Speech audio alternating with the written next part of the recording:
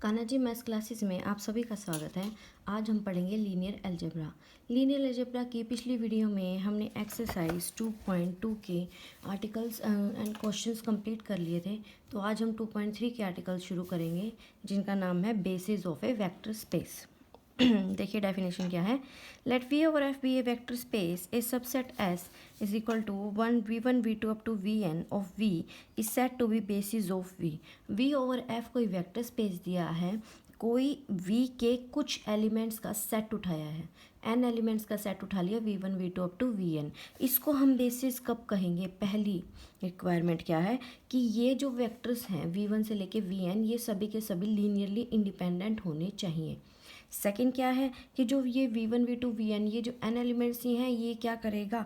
v को span करेगा, यानी कि v किसके इक्वल है? ls के इक्वल। अगर मैं कुछ और इसको डिस्क्राइब करूं तो वो क्या है कि v का एवरी वेक्टर, हर वेक्टर v का इन v1 up v2 up to vn के लीनियर कम्बिनेशन में लिखा जाना चाहिए।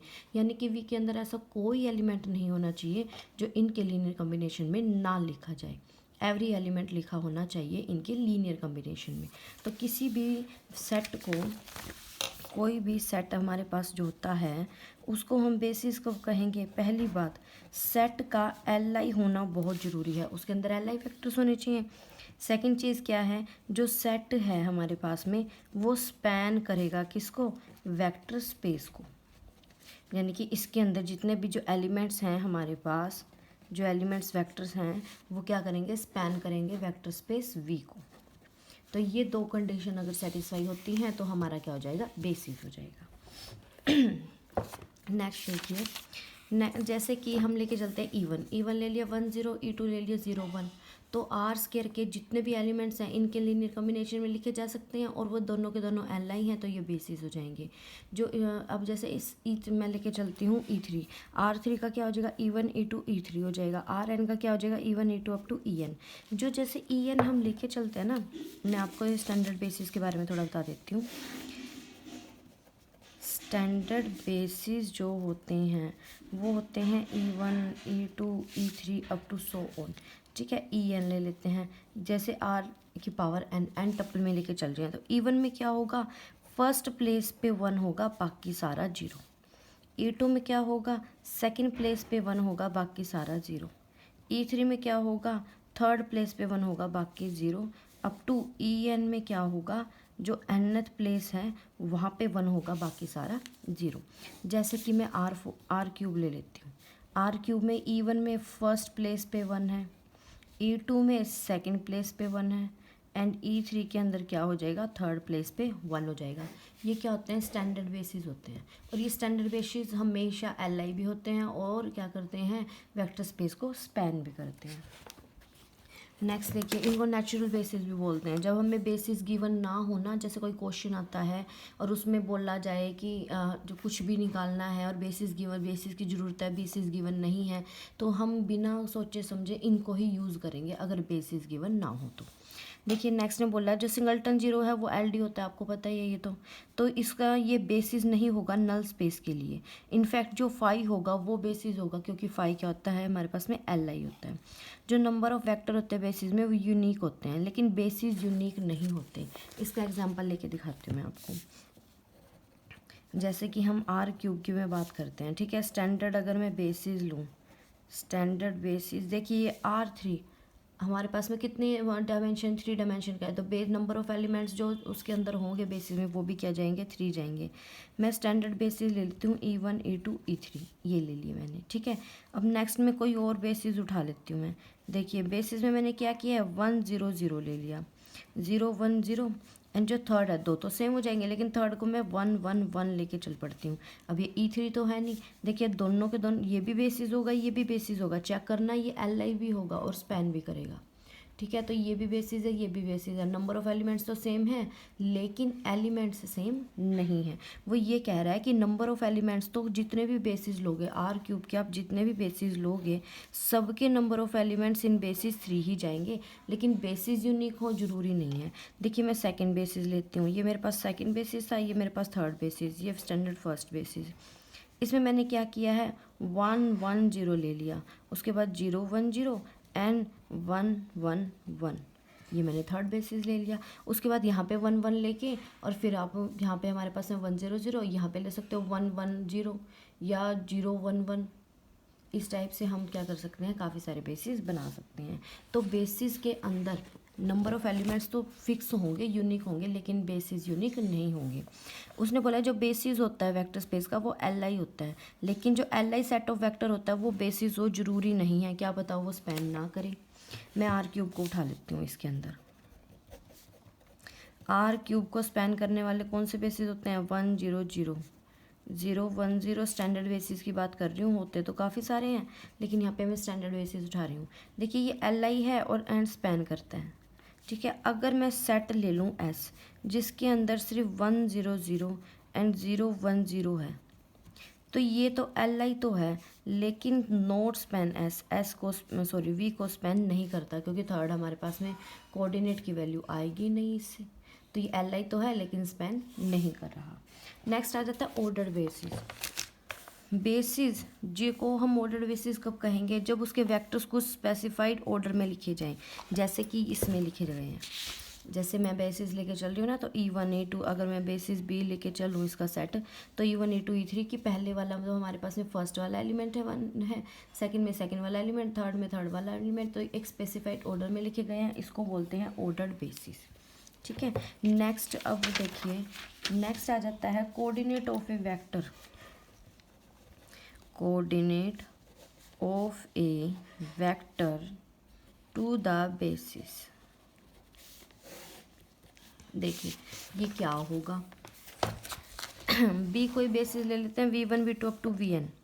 ये ऑर्डर्ड बेसिस होगा किसी भी वेक्टर स्पेस किसका, V का।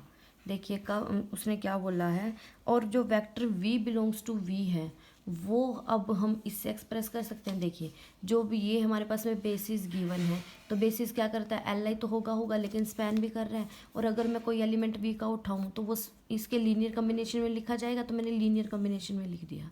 तो ये जो कॉन्स्टेंट्स होंगे ना A1 A2 up to Vn, इनको ही हम कहेंगे coordinate of V with respect to basis B। जैसे कि मैं यहाँ पे कोई एग्जांपल ले लेती हूँ। मैंने क्या ले लिया, R³ के अंदर 1 2 3 ले लिया V के इक्वल, और स्टैंडर्ड बेसिस ले लिए E1 E2 और E3। E1 की वैल्यू क्या है 1 0 0, E2 की वैल्यू क्या है 0 1 0, और E3 की वैल्यू क्या है 0 0 1। देखिए क्लियरली 1 2 3 अगर मैं लेके चलती हूँ तो 1 इंटू 1 0 0 जाएगा, 2 इंटू 0 1 0 जाएगा, प्लस में 3 इंटू 0 0 1 जाएगा। तो ये जो 1 2 3 होंगे ये क्या होते हैं, कोऑर्डिनेट हो जाएंगे किसके, coordinate of V with respect to basis B। तो ये कोऑर्डिनेट हो जाएंगे हमारे पास। देखिए नेक्स्ट थ्योरम क्या बोल रही है, S हमारे पास में सेट है n एलिमेंट्स का V1 V2 up to Vn। वो बोल रहा है कि जो S है वो बेसिस है। देन क्या प्रूव करना है कि एवरी एलिमेंट ऑफ V का हर एलिमेंट यूनिकली एक्सप्रेस होगा V1 V2 Vn के लीनियर कम्बिनेशन में। यूनिकली दिखाना है हमने। देखिए अब हम लेट कर लेते हैं इसको V1 V2 up to Vn, ये बेसिस लेट कर लेते हैं। अब अगर मैं कोई V बिलोंग्स टू V उठाऊं, अब ये बेसिस है तो स्पैन करेगा। देखिए थ्योरम में हमारे पास क्या है, एस हम क्या ले रहे हैं V1 V2 up to Vn, ये बेसिस है किसका, V का। तो यानी क्या होगा, पहली बात SI LI होगा, सेकंड थिंग क्या होगा, SI स्पैन करेगा V को, यानी कि every vector of V can be expressed as linear combination of vectors of S के वेक्टर्स के लीनियर कम्बिनेशन में लिखा जाएगा। तो अगर मैं लेट कर दूं V बिलोंग्स टू V, तो यहाँ से V क्या लिखा जाएगा, A1 V1 A2 V2 plus में AN VN, जहाँ पे सभी के सभी स्केलर्स फील्ड से बिलोंग कर रहे हैं, सभी VI S से बिलोंग कर रहे हैं, और ये I कहाँ से लाई कर रहा है, 1 से लेके N के बीच में लाई कर रहा है। ठीक है, अब ये V क्या लिख दिया, लीनियर कम्बिनेशन में लिख दिया। मुझे यूनिक दिखाना है तो मैं लेट कर लेती हूँ V can be expressed as, V can also be expressed, भाई V को दोबारा फिर से एक्सप्रेस किया है B1 B1 up to BN VN से। ठीक है, अब देखिए एक बार तो A1 V1 से दिखाया था, एक बार इससे। इसको 1 का नाम दे दो, इसको सेकंड का नाम। सब्ट्रैक्ट सेकंड फ्रॉम 1, सेकंड को 1 में से सब्ट्रैक्ट कर दो जी। देखिए V माइनस वी तो क्या बन जाएगा 0। यहाँ पे A1 V1 माइनस में B1 V1 plus A2 V2 minus B2 V2 अब टू क्या हो जाएगा AN VN minus BN VN। यहाँ से V1 कॉमन निकाल लो, A1 minus B1 is equal to V1, A2 minus B2 into V2 plus up to AN minus BN into में VN, ये आ जाएगा हमारे पास। देखिए जो सेट है S है वो बेसिस गिवन है तो LI भी होगा। अगर ये अब हमारे पास देखिए V1 V2 VN सभी के सभी क्या है LI हैं। जो सेट S है क्या है V1 से लेके VN का ये LI है, तो इसका मतलब इसका अगर मैं इसका लीनियर कॉम्बिनेशन उठाऊं तो उसके जितने भी हमारे पास में कोफिशिएंट होंगे वो सारे के सारे क्या जाएंगे, किसके इक्वल जाएंगे, 0 के इक्वल जाएंगे अकॉर्डिंग टू LI। LI की डेफिनेशन यही होती थी ना कि एन सेट हमारे पास में अगर हमारे पास V1 up to VN LI हैं और इनकी लीनियर कॉम्बिनेशन में उठा के लेके चल रहे हूँ तो यहाँ पे सभी के सभी AI किसके इक्वल होंगे, 0 के इक्वल होंगे। ये मैंने यहाँ पे यूज़ करना है। तो देखिए सभी के सभी 0 के इक्वल होंगे। यहाँ से A1 किसके इक्वल है B1, A2 किसके इक्वल है B2 और AN किसके इक्वल है BN। तो इसका मतलब V क्या होगा A1 V1 up to AN VN uniquely expressed हो जाएगा, यूनिकली एक्सप्रेस्ड। ठीक है, फर्स्ट पार्ट आपका कंप्लीट। नाउ सेकंड पार्ट देखिए कन्वर्स में हमने क्या प्रूव करना है। देखिए गिवन क्या है कि लेट कर लेते हैं each element of V can B uniquely expressed as linear combination of elements of S के एलिमेंट्स के लीनियर कॉम्बिनेशन में है। तो मुझे प्रूव करना है कि जो ये मेरे पास में जो V1 V2 VN है ना सारे के सारे क्या हैं लीनियरली इंडिपेंडेंट है। देखिए नाउ 0 बिलोंग करेगा V में, ठीक है, और यहाँ पे जो मेरे पास जो S है वो बेसिस है तो वो स्पैन तो करेगा ही करेगा। तो ठीक है, तो यहाँ पे मुझे क्या करवाना है, क्या करेंगे मैं यहाँ पे तो जो 0 है वो मैंने इनके लीनियर कॉम्बिनेशन में डाल दिया A1 up to AN and जो 0 है वो 0 इंटू V1 से लेके 0 इंटू VN के भी लीनियर कॉम्बिनेशन में लिखा जा सकता है।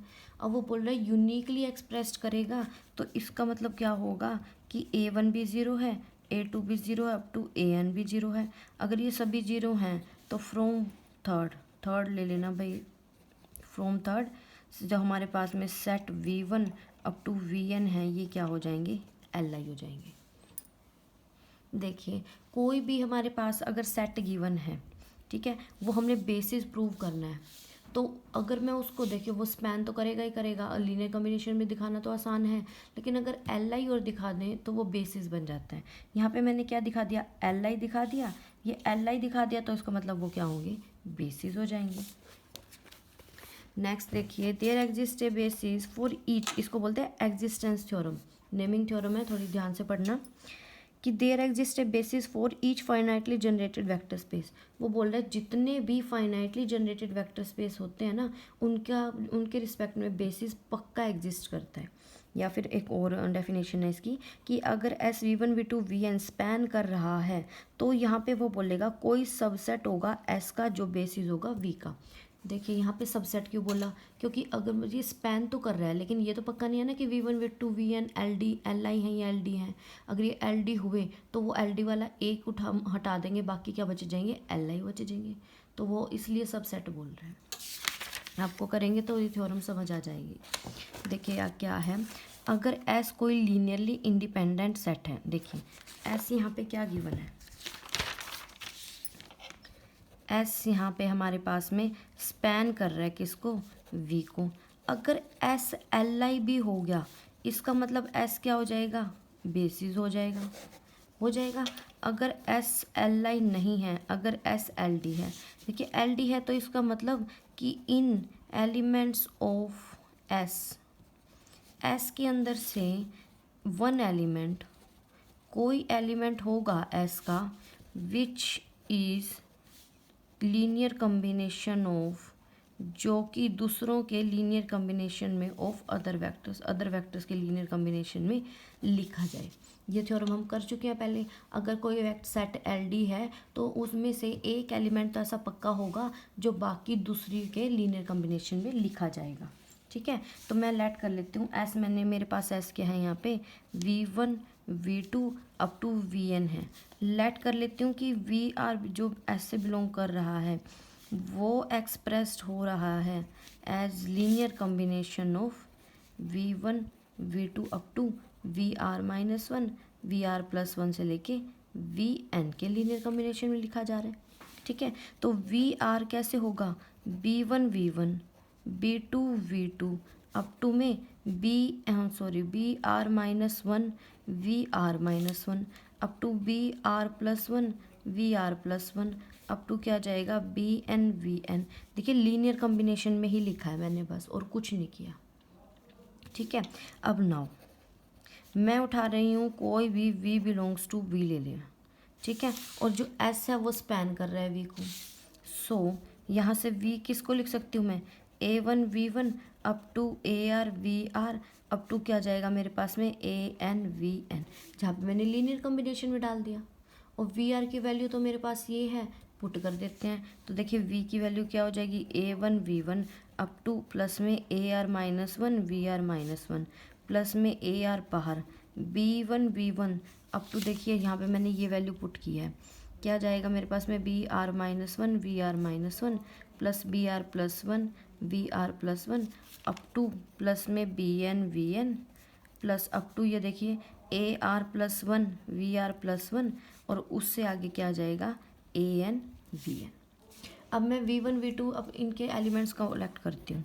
तो देखिए क्या बनेगा, A1 प्लस में AR B1 इंटू में V1 प्लस में क्या हो जाएगा A2 प्लस में AR B2 इंटू में V2, और लास्ट में मैंने क्या दे दिया, सारा कलेक्ट करूँगी AR-1 प्लस में AR BR-1 VR-1 प्लस क्या हो जाएगा AR-1 प्लस में AR BR+1 इंटू में VR+1 and the last is AN plus में AR BN इंटू में VN।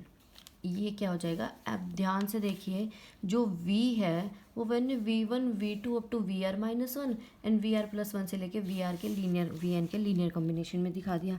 यानी कह सकती हूँ मैं यहाँ पे कि V लीनियर कम्बिनेशन में लिखा गया किसके, V1 से लेके VR-1 और VR+1 से लेके VN तक का। यानी कि सबसेट भी क्या कर रहा है, स्पैन कर रहा है। इसका मतलब क्या हो जाएगा कि हमारे पास कि एक एलिमेंट ऑन रिमूविंग वन